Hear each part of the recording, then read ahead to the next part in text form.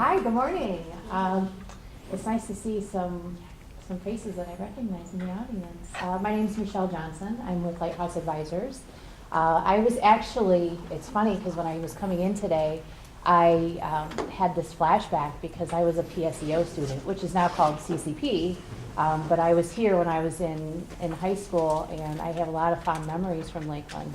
So when I joined the Leadership Lake County program, and they, gave us some choices for special projects, I thought this would be great to come back to Lakeland and be with the students and kind of share some of my experiences and our experiences. So thank you so much for having us today.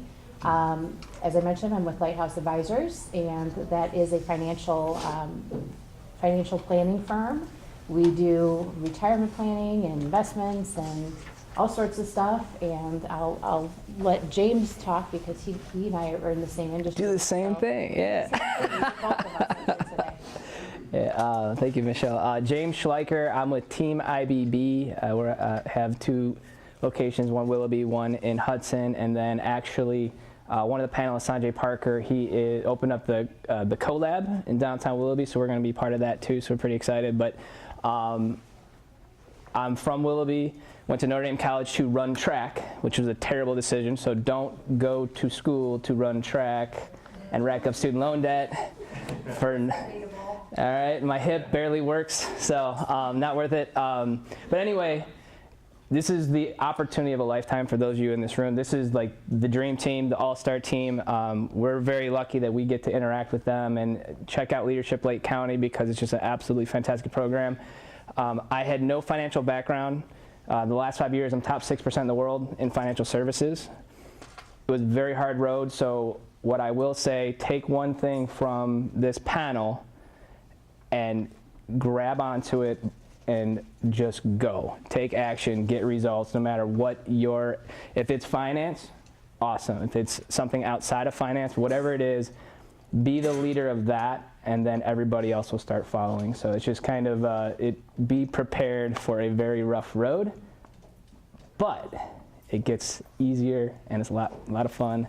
And leadership, Michelle, leadership is a lonely place because most people don't want to do the sacrificing, don't want to have the discipline to be a leader. So when you can find the Michelles of the world and have your leadership buddies, hold on to them dearly, keep those relationships very close because it's a rough road, and I commend all of you for taking the challenge and rising above mediocrity just to be here today. So have I ranted enough? Am I good? Yeah. And I ramble. All right, okay. So.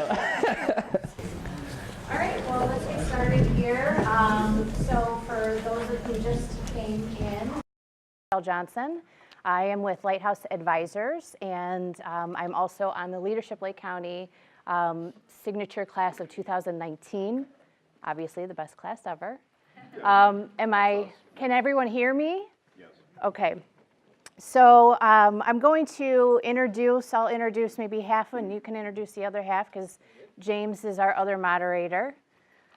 Dr. Morris Beveridge is the president of Lakeland Community College. I'm sure most of you here know this face and seen him around. So he is with us today, and everyone should have the bios in their programs. Yes. So in order to save a little bit of time, I'm only going to kind of introduce them, and then if you have questions, we can get to those at later on in the program. So thank you for being here with us today, Dr. Beveridge. We have Robin Hopkins, who's the principal of South. My son actually goes to South, so I'm really excited to have Robin here with us today. And so thank you again for coming. Janice Small is with Janice Small Associates, and thank you again for coming today. I'll let you speak. And Cynthia Moore Hardy with Lake Health, CEO. Thank you for being here. And Alice Cable, AWT. Thank you for being here. And Sanjay Parker flew in from the future with Notion. Just to remind everyone here, this is the All-Stars. This is the dream team. do not waste this opportunity. And I forgot to mention too, It All Starts with Plan book. I wrote that too, so I'm interested to get your feedback, especially the gentleman with the publishing background.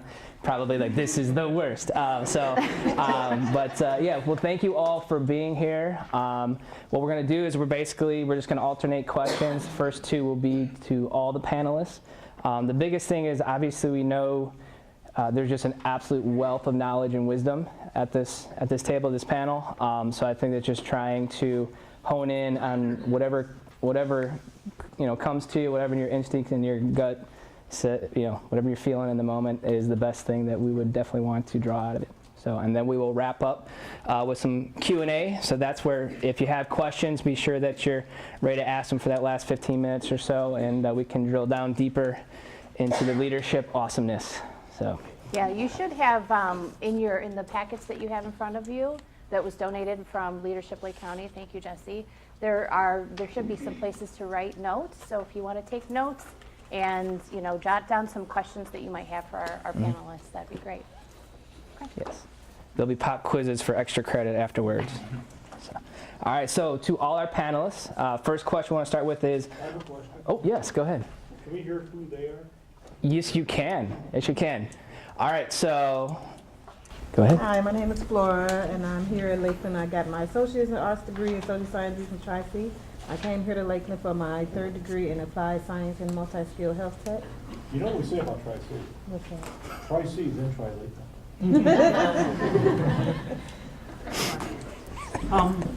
I'm Greg Nicholson. I'm in the Health Information Program here at Lakeland, and I should graduate this semester. Awesome. I'm Emily Buskirk. I'm here studying for Human Services, and yeah. I'm Seamus Faulkner. I'm a high school student in the CCP program. Which high school? North. I'm Vinny Patzel. Thanks for coming, and I'm going to Lakeland for an associate's in computer science. Hi, my name is Mackenzie. I'm in the radiology program here, and I'm also in the honors program and the emerging leaders program, and then I play on the softball team here. Who do you like better, Jack or Tina? You don't have to answer. Oh, this is being recorded. I'm majoring in graphic design. I'm in the emerging leaders program, the honors program, and I also play softball. My name's Tom. I'm a art student and English student here at Lakeland. My name is Rashima. I'm majored in accounting, and I'm in the emerging leaders in Lakeland Student Government. I'm Patsy Owell, and I'm currently getting my associate's degree in arts. And in my free time, I like to watch football. I'm Juan Valderrama. I'm here for an Associate of Arts, and I want to major in psychology and I'm part of student government. My name is Sirajana Longa. I'm trying to go for an Associate of Arts and Science. I'm in student government, and I'm on the soccer team. Hi, my name is Brandon Baker. I am here at Lakeland, getting 2 associate degrees, Associate of Arts, Associate of Science. I'm majoring in philosophy and psychology, and maybe minoring in biology when I go to my 4-year school that I plan on going to. I am also an officer of PTK and an officer of Lakeland Student Government, also a plethora of other clubs too. Thank you. That's a good word.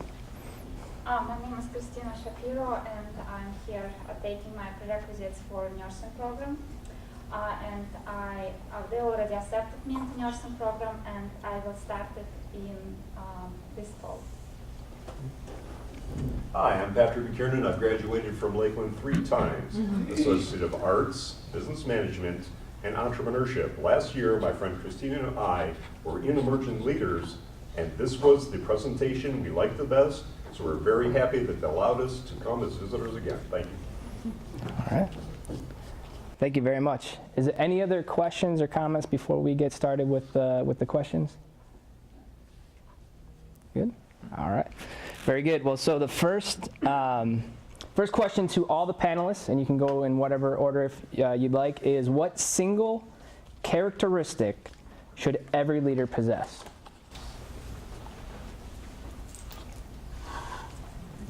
start? You know, I went through a lot of different characteristics trying to hone in on the single characteristic that every leadership possesses. And I think the one that continued to come back to me was compassion. I think about, and as a leader, a lot of times we are so focused on getting the job done. We're focused on doing the task and making sure things get accomplished. And sometimes you can forget about the people. And so making sure that you remember the people and have compassion for the people that you're working with and understand that they are learning and growing as well. And so compassion was mine. I like it. Everybody write that down? Very good. All right. Similar, a strong moral compass, because any mistake you can recover from, but if you start going down a Breaking Bad path, that's pretty tough to recover from. But it will also guide you in all the decisions that you make. All right, so compassion, strong moral compass. I like it. All right, we're building. I like it. Honesty. Honesty. All right. Every aspect of your work. But I'm adding a second one in there, which is the ability to make an informed decision and carry it out, I will say, with compassion and a strong moral compass. Yes. We're making like a layer. This is cool. This is leadership in action. I love it. I'll go a slightly different direction, and I think it's really 2 words, if I have 2 words. You can have 2 words. Flexibility and adaptability. Because things change. I mean, that's the one thing you can count on is constant change. And if you aren't flexible and adaptable and willing to be flexible and adaptable, you'll miss opportunities. You'll miss perhaps the opportunity to be successful. Awesome. Very good. So all that stuff's important, and definitely, you know, picking one thing is challenging. But I think my phrase or my trait is probably intestinal fortitude. And so as a leader, you will have to make decisions with compassion, informed data, and with, you know, integrity in mind. But you have to be able to stick with those decisions. You'll have to make big decisions that will impact your company, your employees, even the market in some given circumstances. When I got my first leadership role at Ernst & Young, my boss told me, Sanjay, you're going to make a lot of decisions. You're going to make some right ones, and you'll make some decisions that are wrong, hopefully not too many of those. He said, but I'll never fault you for making a decision. I will fault you if you don't make a decision. So having the guts to make those decisions and to continue to stand by your convictions, I think is really important for leaders, because you've got to have that, it's really about conviction and seeing where you're going and sticking with it and taking your company with it. Awesome. So I'm gonna put myself on the line here. Mario, what would be the one word you think I would say as the most important characteristic? I would say it would be empathy. Yeah. Empathy. Putting yourself in others' shoes. Understanding what people are going through, what their needs are. And I think all that you've heard here aligns with that. It is about being about others. Even to the point of when you talk about personal characteristics like honesty and internal capability and strength, is about ultimately being about others. How can I be honest and at the same time help somebody grow? What is it that they're looking for from me? So Mario. Extra credit, man. Stickers. All right. And in that way, you can also fire someone with compassion to help them grow in their own. Yeah, that leads to another adage that I adhere to, which is leave people a way out with dignity. Don't strip them of their dignity. Even if it's a tough conversation about, you know, things aren't working out here, how can we make your life better somewhere else? We've all had to do that, I suspect. Yeah, that's nice.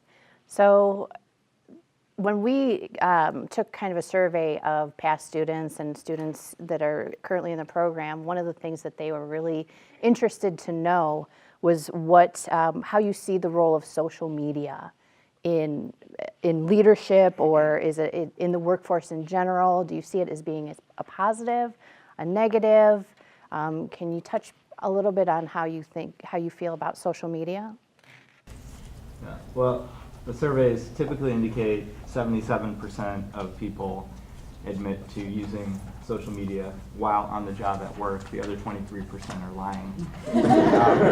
So, it's hard to keep it out, but there's a lot of positive elements of social media. One is connection, right? So connecting with coworkers, staying connected with friends and family. We know that the brain likes to take breaks, and whether you want to do it or not, your brain will take a break. So having that couple minutes to go ahead and do some social media interactions really helps you with productivity and focus when you're not doing that. So I think that's important. It's the old water cooler piece that you go and catch up on what's happening with your friends at the water cooler 25, 30 years ago. Now I'd say I got a couple minutes on social media, I can see what's happening. There's a quick hard line though, spending too much time on social media or bringing in elements that should not come into work, through social media. Drama, perhaps, some friction, things like that. It's a bit challenging. I'll just give one quick story. When we were at Xerox and we were acquiring other companies at a rapid pace, we went from the group that I was the director of thought leadership and innovation on, we went from 300 to 1,800 people in about, 9 months. And nobody knew who did what and who had what skills. So we created a private LinkedIn group that allowed everybody to join. And then when you went into that group, you can say, hey, who worked on the Boeing account? Type it in, you'd see the list of names and people you could contact. Who has a competency around learning management system administration or instructional design? You could type that in. So social media can have a lot of good power in the workplace. Awesome. And my thought, it's interesting, as you were talking about it, you were talking about it as a break, but in my very small organization world, it's a blend between personal use and promoting the business. So, actually one of my jobs has been social media consultant. So, and certainly it's a tool. It's like any tool, it can be used for good or ill, right? And I think using it for personal reasons, you're going to advance your own brand, but also your own business if you do it in the right way. Awesome. And then I'll add to that I'd like to add on what you say and vice versa. Yeah. And what Sanjay said too about there's real power in the workplace. I'm talking about social media in the workplace. We all know personal social media can be positive and it can get out of control and too much screen time. We all know about that. But I'm talking about, I use social media quite a bit for my business and for my clients' businesses. Number one, it's a way that you are able to really project who you are in your own voice. And you should use it very seriously in that way. Again, from my clients to colleges and universities and grassroots houses of worship to major healthcare providers, it's a way to project who you are. For my consulting business, my nonprofit consulting business, I started using it as a way to share information I have, not about my business, but I post on the Janice Small Associates Facebook page nonprofit job openings. And it went from ones that just would appear in my email to now I have dozens, if not hundreds, of organizations that send me their job openings, and have found that my social media postings are a good way to get the word out on that. So if you're creative, I see it this way, that it's very helpful to business and to people.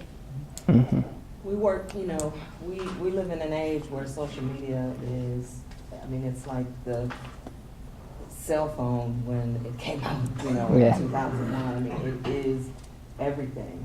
My clientele, my students, that's all they do. That's the life. They don't know anything differently. And so as they begin to go into the workforce, we have to be able to adjust to what they're looking at. They're not looking in newspapers and classified ads. They're not looking, they're not even really looking on the internet that much. They're really in social media. And so just being able to adapt as an employer, as a leader, to knowing where people are right now instead of just saying, this is how we did it back in the day, but being able to make those adjustments. And the other piece for me, I use social media every single day. I post pictures and all sorts of things out that have to do with my students on a daily basis. Go to games, wherever I am, I'm taking selfies and doing all those things because that's what my clientele, my parents love it. My teachers do that. They have Twitter pages. My counselors use Remind and all those sorts of things to push information out there. And so, you know, I think the key is just being able to adapt, as Cynthia said earlier, to what is happening now and being willing to figure out how to use it in a positive way within your business or environment. Awesome. Go ahead. No, are you on social media? Me? Yeah. Very limited. Okay, go ahead. But you go ahead. Last time I checked, I had over 77,000 unread emails. I have a strong belief that more people talk themselves into trouble than out of it. And I think social media is a generational thing for sure, just as you indicated. I am not on social media at all. Lakeland is, my wife is, all my kids are. But I have chosen not to do that. And for reasons that are not personal but professional. I just think it's not consistent with who I want to be for me to promote myself. And you know, one of the things about being of the community where you grew up, I graduated from Lakeland, I grew up in Kirtland. People know who I am. I stopped at Heinen's last night to pick up some stuff for dinner. Ran into 5 people who came up to me and we had conversations. I don't want to expose myself to a social media in which something is misperceived or misconstrued. That's my own personal position on it. I think it's very important for Lakeland and the college and people here at the college to be a part of that community. I chose not to. So, as I mentioned earlier, I'm on social media in a very limited way, but I'm interested in it, and I think I hear all the positive things. I support that Lake Health does. We tweet, we do all that stuff. You know, we use it for all, you know, for the good of mankind. But it's a little different, I'll say, in healthcare. You know, healthcare is still, there's a lot of technology, but it is still hands-on, which means you are face-to-face. The way I get things done, face-to-face, most of the time. So if I'm face-to-face and I'm demonstrating empathy and compassion and all of those things, it's face-to-face because it's hard to create a relationship with a text message, you know, or with a email. But that said, I mean, I do totally support its use. A couple things, though, sort of on what I'll call the negative side about social media is we're finding communication skills, which are very important, written and oral skills are really not where they used to be. So if you're writing a business paper or if you're typing one, you can't use the number 4 for 4 and, you know, that kind of thing. And it sneaks into the document because you don't even know you're doing it. So we have some challenges in that area where we've had to do some things with remedial business writing in order to get people to be able to express an ideal to all ages. So in healthcare, it's, you know, babies to seniors, and you've got to be able to talk on all levels. And it's not to say the seniors don't tweet, because some of the seniors are, you know, they love all the social media, but others don't. So it's a very good thing, but there are some negative impacts, and mostly on the communication side. It's where we see it on the personal communication. I had a situation where, I think it was about 2006 or 8 or something like that. I was in Rhode Island giving a presentation to IT people. There were about 400 or so people there. And throughout the entire presentation, I could see that about, I don't know, 20 or 30 people had their laptops out. So they told me afterward during the Q&A that they were testing Twitter, which I had never heard about. And they talked about they were tweeting back and forth. I'm like, seriously? What was interesting though was they gave me the link to the site that this select group was corresponding on, and others were able to follow and watch. And it was really interesting to see in real time what were people hearing about what I was saying. And so from that standpoint, I think that there's from an educational standpoint, from a learning opportunity, there's a lot of applications in social media, both in terms of Facebook and Twitter and all those sorts of things. And we have faculty who use that quite a bit, where they'll set up a page that's dedicated to that class, and the students can interact and change back and forth. So I think the applications of social media are pretty broad, but that was an interesting experience. Yeah. Dr. Beveridge, when you say broad, just to expand on where this is headed, when we talk about social media, we're all thinking about the traditional platforms that we see in the news, right? Facebook, Twitter, Instagram, et cetera. All media, all websites, everything is social today. You've got a profile everywhere. People are tracking what you're doing. Google has location history on you everywhere you go just by installing Google search on your phone. So everything that you do is social today. You want to comment on a discussion group, you want to talk about stocks, there's profiles that will tie into existing. Yeah. That, and when you put it on your phone, you're giving up a ton of privacy in where you're going, where you're checking in. We're at Xerox, and we saw that our top tier of leadership from all around the country was going to our Webster headquarters because they checked into the Webster headquarters. We knew something big was going down. So they gave up, by being on social media, even when you're not posting, you're on social media. So just think about where this is headed and try. That's like when I go certain places, I take my wife's phone. There you go. Yeah, this is cool. This is cool. Awesome. So this is definitely something that it's hopefully the message is it can be used. There's pros, there's cons. Know thyself, know thy audience, and use it appropriately. And two, it's permanent. Just as you had something to say. I did want to add one thing. We talked to our juniors about this with their social media. That is your brand. When your name and your face is out there, that is your brand. Protect it. Protect it with everything you've got.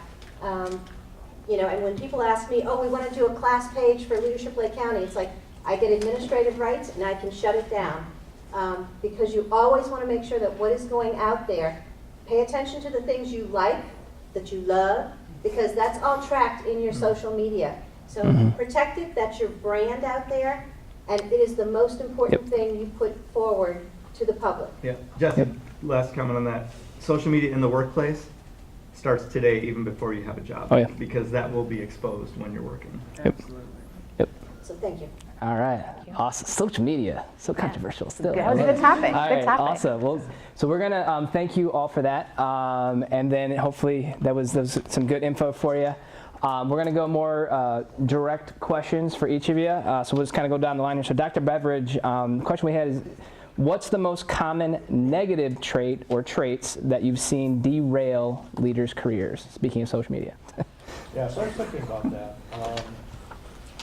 I think the answer, one answer that I came up with that I thought probably wouldn't be appropriate was getting caught. That'll do it. That's not, no, don't write that.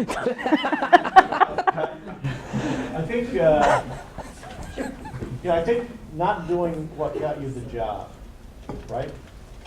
So I have a belief that IQ gets you the interview, EQ gets you the job. What is EQ? Emotional quotient. The empathy that we were talking about, the being about other people, being able to not give the right answer but ask the right question. That's really tough, and that's really important. And so I think, I think when people talk about leadership, they're talking about a myth often of what a leader looks like or what a leader does. But I'll tell you this, if nobody follows, you're not a leader, right? So you've got to get in the heads of people who are with you and around you and behind you and in front of you, and make sure that everybody has a strong sense of the value and vision that is driving you forward. So here at Lakeland, we are first and foremost about the students. We spend a lot of time and resources studying what is it that our students are looking for from us, as compared to, I think, an old model of education, which is what are we expecting from our students and how can we mold the outcomes accordingly. So leadership is I think a vastly misunderstood thing, because I believe strongly that everybody is a leader already. You're the leader of yourself, right? You're the leader among your friends. You're a leader in whatever community that you're participating in. It's whether you want to choose to put yourself in a position of setting an example and driving behaviors of others, the extent to which you'll be effective. So. Awesome. That's a great point. So to build on that and the qualities of leaders, Cynthia, what would you say is or has been one of the most important decisions that you've made to help you become the leader that you are today?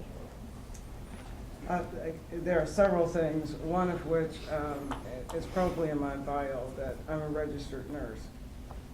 I keep my license too. I'm a registered nurse.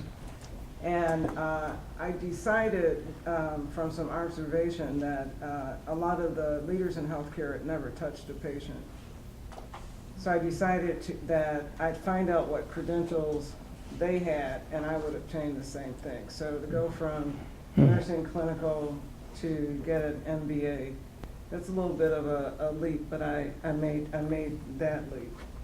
And then I decided to do something with that MBA, and so I left my very comfortable, I had a leadership role at a hospital, left that, it was on the clinical side, to go into administration, but the trick there was to choose carefully. And a job became available actually at Lake Health, and I thought, I don't know if I want to go there, I'm very comfortable here. But the person that I went to interview with was the chief operating officer, and a younger person. And in the interview, we got into a rip-roaring argument about some issues in healthcare. And I was really surprised. I thought, I probably don't want this job if I'm having this fight with this guy. And at the end, because I wouldn't back down, and at the end of the interview, he said, I really appreciated that I learned through this interview that you aren't a yes person. That if you have strong opinions and you have strong basis for having those opinions. And he'd like for me to come back and to interview at the second level, so I did that. And and I thought, I have no idea, maybe it's guns and weapons for the next interview. Anyway, I came back, and at the end, what really clinched the deal was that I said, I'm new to this side. One of the commitments I needed from him was, I need you to really push me and teach me how to really be the best hospital administrator possible. And it wasn't at the CEO level, it was just a different level. And we had that mentorship relationship. So a decision you might want to make is to find somebody that you want to be or that you greatly admire, and try to have some mentoring relationship. But in the mentoring, you need to ask for real feedback. I recall in a meeting, I was talking and his face was blank. And I said, I'm boring you to death. So, I was able to catch that. And I said, I need to approach this a different way. And he said, yes. He was like, thank God you called me. So we had a deal that if I started down a path of boring him in a meeting and not really getting to the point, that he would just sort of That's awesome. And then I would know. But it really taught me how to be succinct, get to the point, and deliver messages better, and to do a number of other things better. And he was really tough on me. You get your documents back, and they be, you know, bright red. You think, oh my God. But I really learned a lot from this person. So finding a mentor, somebody that's willing to take the time to help you develop, I think is critically important. Awesome. And I think along that path, another adage that I believe in is, if you're afraid of losing your job, you can't do your job.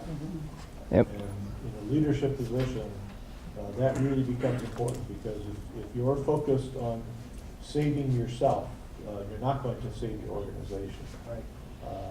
And there's lots of examples of that every day out there. So.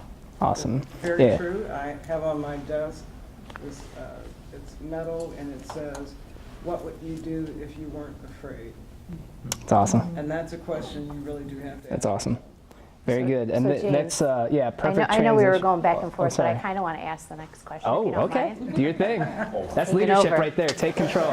Taking control. All right. Well, because, you know, in listening to Cynthia's response, I think that it leads really well into our next question. So what I'm hearing you say is, you know, not only are they interviewing you, but you're interviewing your company. And so my next question is for Janice. You know, you work with, as you mentioned, hundreds of different nonprofits who are coming to you.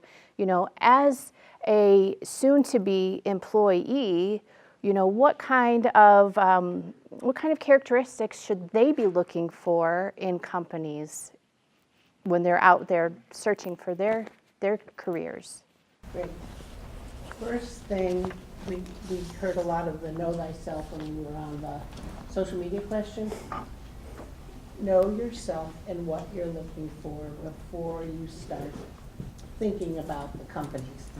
I've been teaching graduate nonprofit students for 29 years. So I have thousands of wonderful people out and about in the nonprofit community in this region and beyond. But what I would always tell those students, and still tell my students, is doing nonprofit work. You can do it in a giant organization. You can do it in a tiny organization. You can work in an organization, and this is the same for for-profit. I'm just telling you what I tell my students. You can do something where you have one specific area of work you do and you go deep in that, or you could have a job where you do 10 different things and jump around. I was always one of those, and still am, like to do the 10 different things and jump around, and I learned something from one that can apply to the next and vice versa. And I've had interns that work with me that say, I don't know how you do that. I'd like to focus on one thing and see it through. So learn about yourself and what kind of work environment you feel will be best suited for you. Again, big or small, focused or diverse, that sort of thing. The next thing is, I always say, look at social media, look at the companies or organizations that you're interested in. As we said, that is where they get to control their message, their image about who they are, and see if it resonates with you, both your head and your heart. Does it feel like a good fit? Then do the major Google searches to see what other people have to say about that company. Do all that research, and then remember two other things. Usually you get jobs through connections that you make and you build in your networks and your mentors and so on. And don't just find things on Indeed or wherever you're looking and apply and start to feel bad about yourself, because you're not getting anywhere, because you need to be talking to people and asking for help and using resources out there. And then the next thing, for your first few jobs, it almost doesn't matter.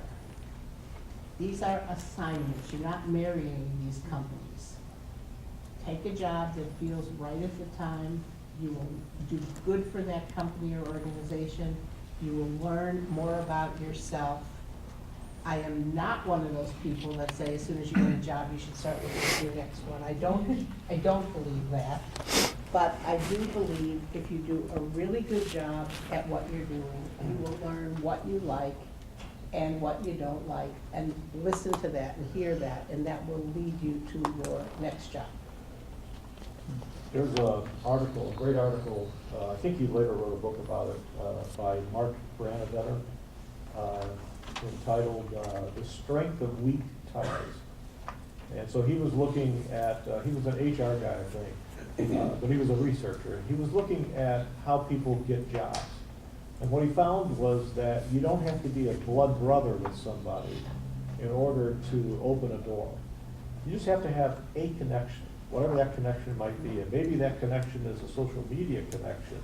But the strength of weak ties is a really critical opportunity for you to segue maybe into an arena which you hadn't even thought about. Because you know, all of our scopes are very limited based upon our experiences, right? So what happens if you talk to somebody who's had different experiences and find out about what are the opportunities over here? Oh, I haven't thought about that. Let's take a look at this. So anyway, Mark Branavetter, Strength of Weak Ties. Awesome.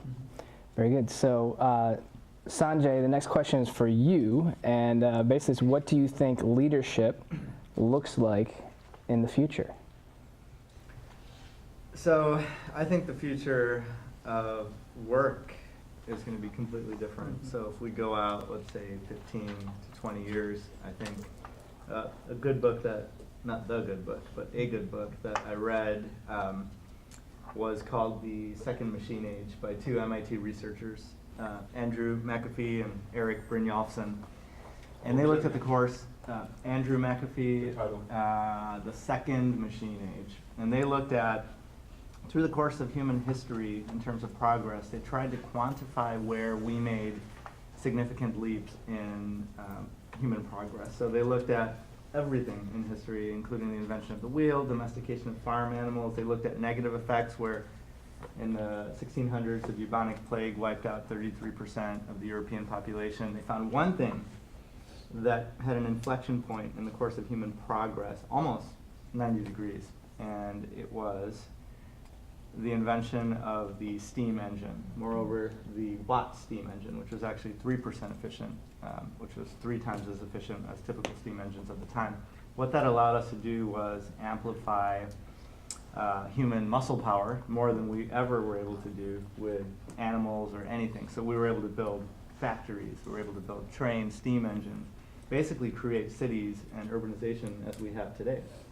What they said is we are at the beginning of the second machine age, so that was the first machine age, where we're going to be able to amplify human cognitive power like we've never been able to do before using technology and AI. So the end of the book, the message is, and it's still a great book, so many good analogies, but the message was there's never been a better time in human history to have highly specialized skills. There's never been a worse time to have ordinary skills. And so, you know, you look at leadership, you look at the leaders here, they've actually done things, or they've been in the trenches with their employees to have empathy, to have knowledge and skills that will relate. You've got to have that today. One of the guys I really look up to is Elon Musk. He's on these investor calls, he's on interviews. He's in with the engineers, he's the chief architect of SpaceX. He's down there in Tesla, Boring Company. He can answer any technical question about what his people are doing, the product evolution. If you look at some of the competing OEMs, CEO of Ford is not going to be able to answer questions about that. CEO of GM, Mary Barra, is not going to be able to answer all those technical questions. The future of leadership is really understanding everything your company does, being down in the trenches. It's very hands-on, and I think we're going to see more and more of that. Awesome. That's a great answer. So my next question is for Alice. Alice, how do you gain respect as a young professional leader? Not that our other panelists aren't young. Not that our other panelists aren't young, but I think that that's a challenge that a lot of people face, you know, especially having a very young-looking face, too. So it's young and female, right? So True. Sort of, and my new hire and I were having a conversation about this very thing yesterday. My new hire is 22 years old, and we were in a meeting, and she just felt like they weren't taking her seriously. And as we talked, I said, you know, the thing with that is that can take you a couple of different directions. You can process not being taken seriously and let it bring you down and let you doubt yourself that maybe you don't know. And actually, maybe you might not know what you're talking about. The second thing that you can do is realize you can let it make you mad, which is not probably a good way to go. But the third thing is you can realize they're underestimating you, but you know something they don't. Yep. You know how much you're capable of. So that puts me ahead of the game because this person might think I'm just some kid, but on the other hand, I've got 15 years of nonprofit experience and, you know, master's, really goofy master's degree, but I got that. And, you know, I don't know everything, but I know that I can bring something to the table. But the hardest thing, though, is taking myself seriously as a leader. Like, I still, you know, occasionally do a spit take when I have to introduce myself as executive director. And so the book that I brought today was the You Are a Badass book. Somebody gave it to me as a gift for Christmas as the page a day calendar, and every day I read it. And I'm like, yeah, that's what I needed to hear. So that's the hardest thing. But, you know, I know that I bring something. What's your master's degree in? Music history and French horn performance. Oh, that's popular. I can play French horn really well, so if anybody, but I can also teach a college class on the intersection between symbolist, Jungian archetype theory, and Scherberg's Pure Lunaire. Are you good with math? Mm-hmm, fairly. There's a relationship between math and music, very strong relationship. So can I tag on? So as another leader, because I've been at this for a while. I didn't know where I was supposed to put my books, but I brought this book. It's an older book, but it's Talking 9 to 5, and it's about male and female conversational styles and how to be heard. And this book was really helpful to me when I first started because there was a big language gap. So it will, I don't know who gets this, but it's back there. I have one more thing to add, which is over the last couple of weeks in particular, the value of visiting with friends, you know, coworkers, peers, lunch, networking, but getting perspectives from friendships. You know, thinking about your colleague, your new colleague, reminds me of the notion about, you know, where's your power coming from, right? Is it coming from the position that you hold or who you are? And I remember that before I became president, had my doctorate, I was a bigwig anyways. I mean, I was a vice president, CFO. I was head of the Ohio CFOs for community colleges, and I'd sit in meetings and I'd offer observations and I'd get the minutes from those meetings. My name was nowhere. I became president one day and then attended those meetings and I'd get the minutes from those meetings, and here it was. And Dr. Beveridge observed. That's position power. That comes and goes. It isn't about who you are. It is about the position that you hold. And if you are coming at your leadership from that angle, you are doomed. You are doomed. So anyway, tell your colleague, hang in there. Great.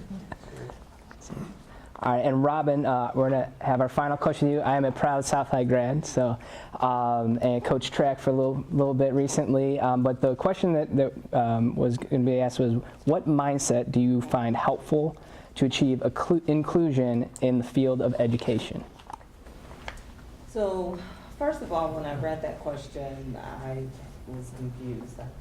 I wasn't sure how you wanted me to answer it because when you talk about inclusion in education, you're talking about special education, you're talking about students who are on the fringes and who need to be included. And I wasn't sure that we needed to get into the weeds of that with this group in terms of talking about leadership. But what I sort of started to extrapolate from it was really the mindset of just being inclusive when you, as a leader, and trying to keep in mind the different types of people that you deal with, and understanding that each person has their own personality, they come with their own set of background. I always talk about lenses. Everyone's Awesome. looking through a different lens. They put on their glasses, they get up every morning, and I cannot see through your glasses. I put them on, it's blurry, I can't see through them. And so understanding that all of my people are coming with a very different set of lenses.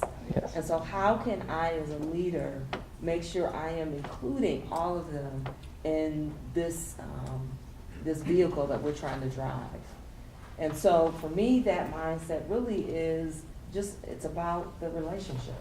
It's about having the conversations. I walk my building every morning. I say good morning to every student. I go into every classroom with the teachers who get there early, because the ones who get there late are running in. And I say good morning to them. I ask them about their day. I listen to them about their kids and the whooping cough and all sorts of things that are happening in their lives.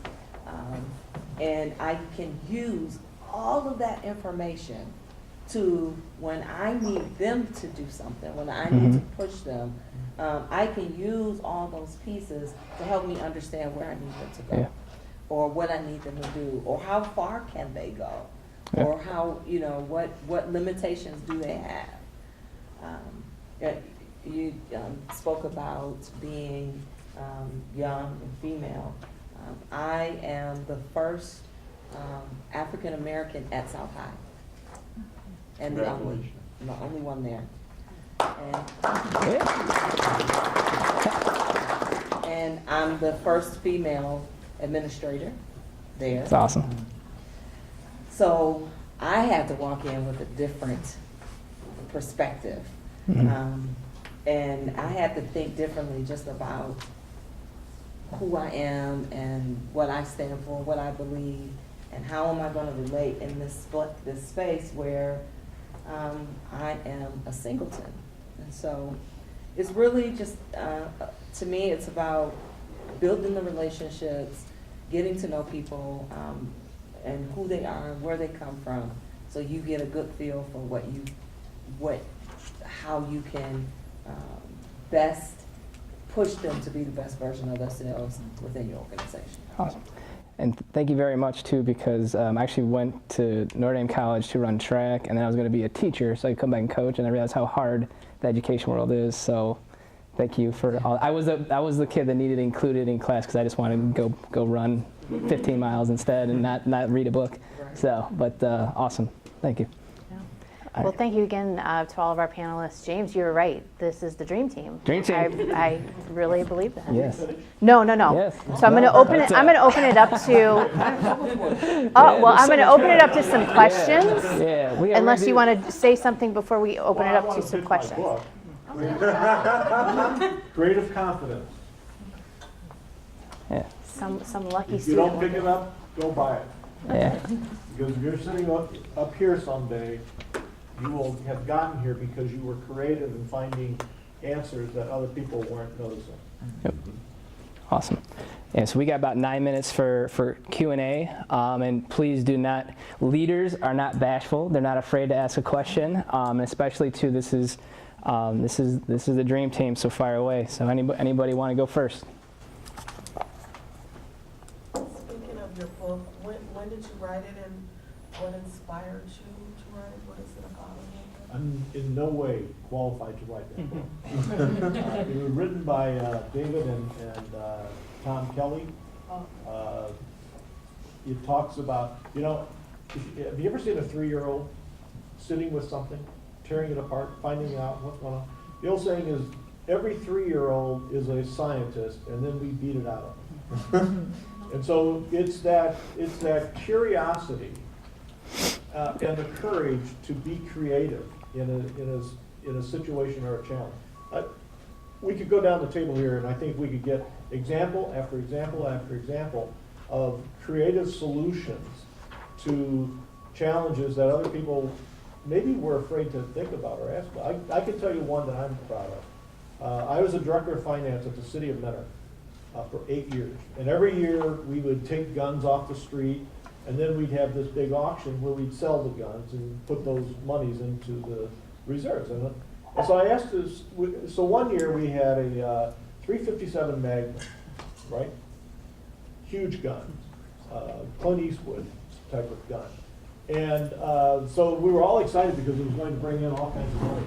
I went to the city manager and I said, why did we put that back on the streets? What happens if we just destroy it?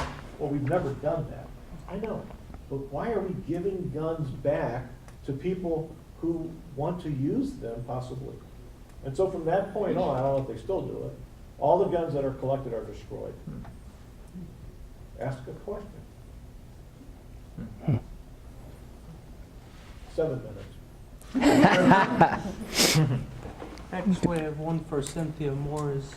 Like, how do you determine Lake Health's role, like, against larger hospitals like University or Cleveland Clinic?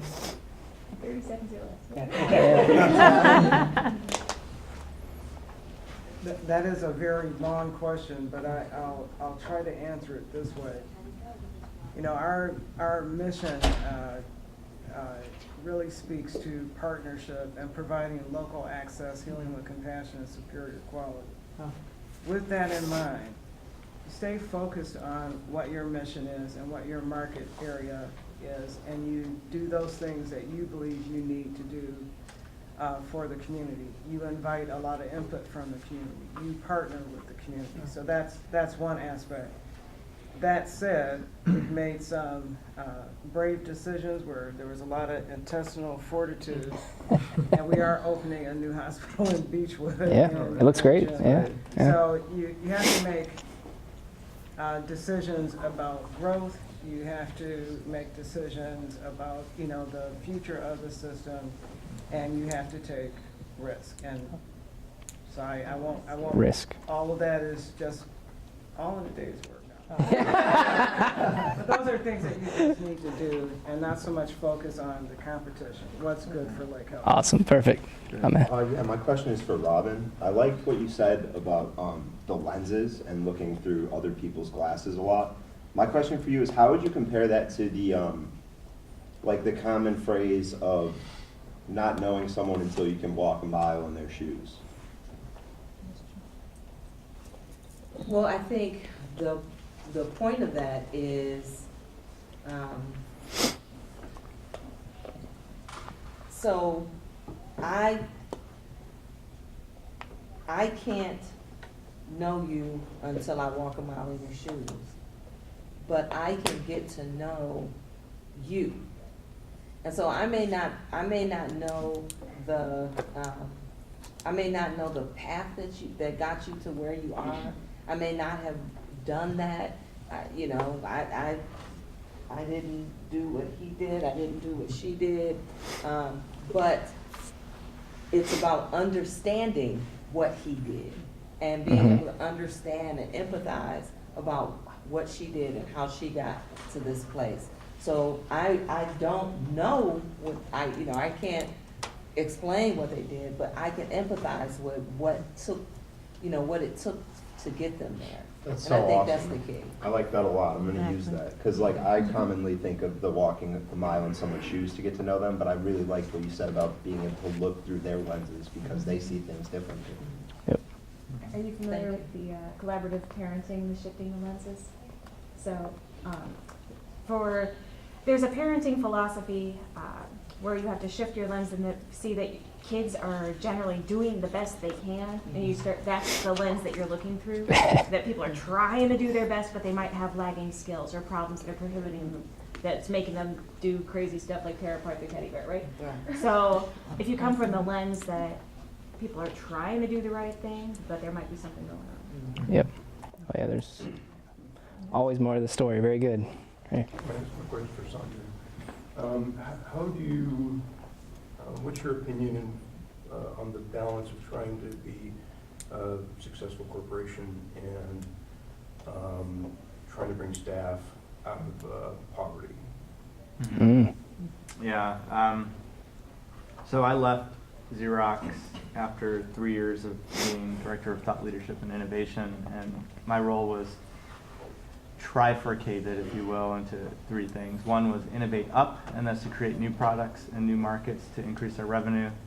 There was thought leadership, which meant speaking at conferences and kind of trying to make markets and see where they were in 5 years. And then there was innovate down, which was probably 90% of my job. So we used technology to get rid of human jobs. And at first it was cool, 3,000 people this month, 5,000 the next month. We went from 220,000 people to 110,000 people, largely under the watch of technology that my teams would develop.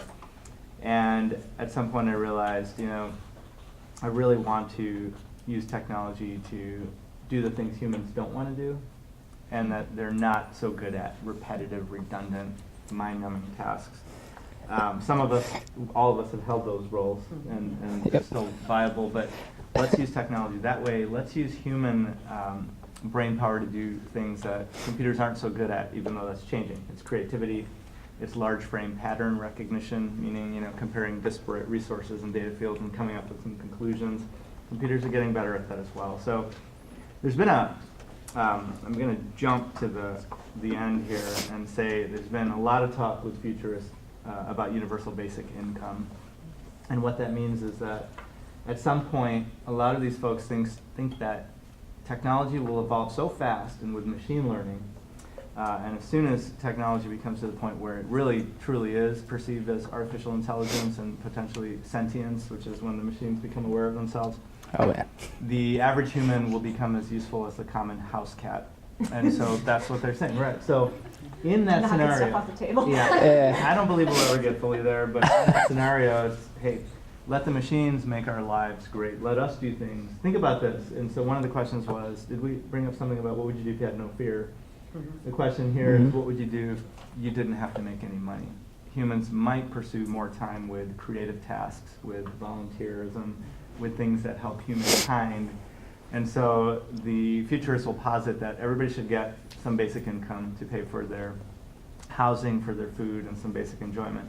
And they'll be free to pursue the tasks that they really want to do instead of worrying about bills and working. So at that point, we could see a shift in the creativity and culture within humans. And the machines, the only jobs left would be, this is really sounding dark, but no, dude. It'll be much better than this, I promise. If not, don't worry. Like I'm gonna be a cat. Oh, it's kind of cool. Either you're building the machines, you're programming the machines, or you're repairing the machines. And so those kind of jobs might come around. Just to loop back though, I was in Munich 2 years ago at the BMW factory, and they've gone to 99% automation. And we said, how do you do that in Europe? They're very strong on labor rules and requirements. You're right in the heart of Munich here, and you've automated 99% of the jobs. And they said, automation has helped us create new jobs we never knew would exist. In the last 50 years, BMW has quadrupled its workforce of humans because of automation. So they've got awesome. all kinds of things. So I do think there's some symbiotic relationship. I think that skills are going to, those with high skills, they're going to continue to get the wealth, and they're going to get more and more opportunities. Those with low skills, we got to really figure out how to keep them in the fold, and perhaps technology will help come up with a solution to that. Enroll at Lakeland. Yeah. There was a book Go to Lakeland. Yes. There was a book written ago, I think it's called The End of Work, and I think it's Ruskin, Jeffrey Ruskin maybe, talking about the very issue. And what it did was it looked at the U.S. or the global economy in 1900 as compared to, at the time, I think it was like 1980 or 90. And what was being promoted at the time, at the turn of the century, was the idea that technology would allow for more free time to enjoy life. And exactly the opposite happened. Yeah. I'll be curious to see how this Absolutely. plays out. And all this talk, I mean, if you look at how many people in the U.S. were involved in the agriculture industry 100 years ago compared to today. 97%. Right. So it's only 3% are remaining. Those 97% and their generations didn't just, cease to exist because there weren't agricultural jobs. They moved on. We as humans are extremely adaptable. We'll find lots of things to do and suck up our time, for sure. Yeah. Awesome. And we got one time for one more question? I All see right. two. That's it? Okay. All right. Yeah. Whoever wants to go first? You had your hand up first. Well, this question is for Audrey. How do you focus on one thing? you know, there's always stuff coming at you in life, either academically, professionally. So how do you focus your energies into one thing without destroying everything else? Hey, can we have the second question at the same time? Yeah. It's a good idea. Are you demonstrating? Yeah, my question is just directed to Jenna Small, but it's just more of what she said. I wanted to ask you because at one point I went to see somebody because I wanted to help me write my resume, and he said the things that you have done are not relatable, like the certificates you had are not relatable. But to me, at that point, I felt let down because while I was doing this, I was trying to make myself. I was thinking like I was on this notion that to become a better leader, I have to be well versed in different aspects of life, be it science, be it health, be it business. That's what I believed in. But when I went to that person to help me write my resume or help me with what I was trying to do, he said, those things are not relatable. They don't work out, and I felt really let down. And when I looked at all these things that I had, I said, I don't know. But you said you are a person who is flexible. You can take this and this and that. That's what I believe for me to become a better leader. That's what I needed. But you said you're not relatable. What I'm going advice to, would you may give to I me? answer, go ahead and answer that Go right ahead. now. So you went to the wrong person. Yeah, You that was went to the- small-minded of them. The Yeah. wrong person. Hopefully not in this room. I have lots of international students every year and have for years. And I work with 14 organizations that serve refugees. And I work with refugees that have been here for now quite some time. It's going back to the glasses and looking through different lenses. If people are looking in experience that you've had that are not relatable to most HR people, most people that might be screening your resume, you need to learn to tweak them a bit, to translate them a bit in a way so that through their lenses, they can understand. So you need to help them a little bit with your experiences and how you describe them. But you can do that, and I can help you do that. Because other people might say that you're well-rounded and you have experience in a variety of different things, and there's a lot to be said for that. But I'll give you my card, we can talk. Yeah, cool. It's interesting that the two questions are related too, because as you were asking about how do you focus on one thing when life is coming at you, and you've got so many different responsibilities. You've probably heard the big rocks thing, which is you do your big rocks first, then your little ones, and then your very tiny rocks can fall down. The big rocks, the things that are most important to your life. And it's always a challenge, but I mean, we've been talking about leadership all morning, but on a day-to-day basis, I'm not thinking about leadership, I'm thinking about getting done what needs to get done.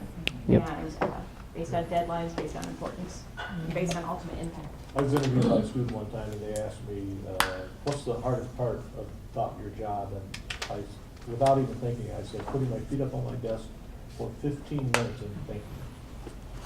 Yep. Gotta have some time. Because you can fill it up with all the other crap that's going on. And so what I will do on occasion is pick up my computer or my notebook or what have you and go somewhere else on the common.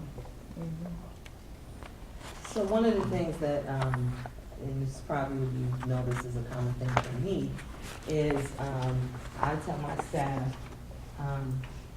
people, then paper. And so for us, during the day, it's about people. And I have people walking in my office all day long. And so even the thought of being able to get the paper done or the task or all of those things, a lot of times I just can't get to it. And if I need to get to it, I have to do what he said. I have to go in the back office and shut the door or something along those lines. But it's people. For me, it's always people first. And then you get to all the other things that you have to do. Because in the end, you'll get those things done, whether you have to stay there till 10 o'clock at night or whatever it is you have to do, you'll get those things done. But it's the people and the relationships that you have to make sure you always build, you always support, because you need them to get the things done. Mhm. That's a great point, and I think we would all sit here and listen to these folks talk for another hour. I know I would love to. Yes. But to keep us on track, I want to say we have a maybe 10-minute break. I invite our panelists to stay, should you want to. If you'd like to do some of the speed, we decided to change it from speed interviews to speed conversations. Whoa. We thought that was a little less intimidating for our students, some of which have maybe never been on an interview before. So I invite you to stay. We will have a lunch later if you'd like to join us for that, but we also know that your time is very valuable. Yes. So thank you so much Yeah, for giving can we us give a round of some of applause? your time today.